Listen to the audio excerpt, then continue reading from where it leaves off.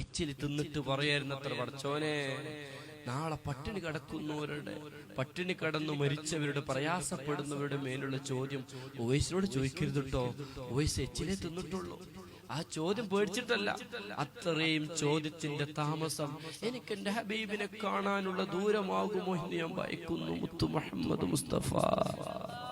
എന്നിട്ട് നല്ല ഭക്ഷണം എടുത്തിട്ട് കാക്കകൾക്ക് എറിഞ്ഞു കൊടുക്കും. ആൾക്കാർ ചോദിക്കും, ഉവൈസ് എനിക്ക് ഭ്രാന്താണോ? അപ്പൊ മനുഷ്യൻ ചിരിക്കും. എന്തിനാണ് കാക്കകൾക്ക് എറിഞ്ഞു കൊടുത്തത്? കാക്കകൾക്ക് ആയുസ് കൂടുതലാണ്. ഇതിലേതെങ്കിലും ഒരു കാക്കന്റെ ഹബീബിനെ കണ്ടവരാണെങ്കിലോ? മുത്തു മുഹമ്മദ് മുസ്തഫ. ഇതെന്തൊരു ഇശ്ഖാണ്, ഇശ്ഖിൽ സ്വയം മൗതാണ്.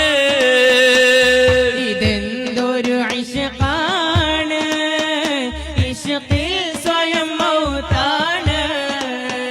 കാണാൻ ഫക്കീറാണ്, കാണാൻ ഫക്കീറാണ്, കാണാൻ ഫക്കീറാണ്, കാണാൻ ഫക്കീറാണ്.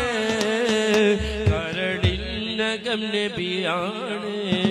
കാണണം എനിക്കെന്റെ മുത്തിൻ മുഞ്ചതേറിയ പൂമുഖം. കണ്ടിടാനായെന്തു ചെയ്യണമെന്നതാണെൻ സങ്കടം.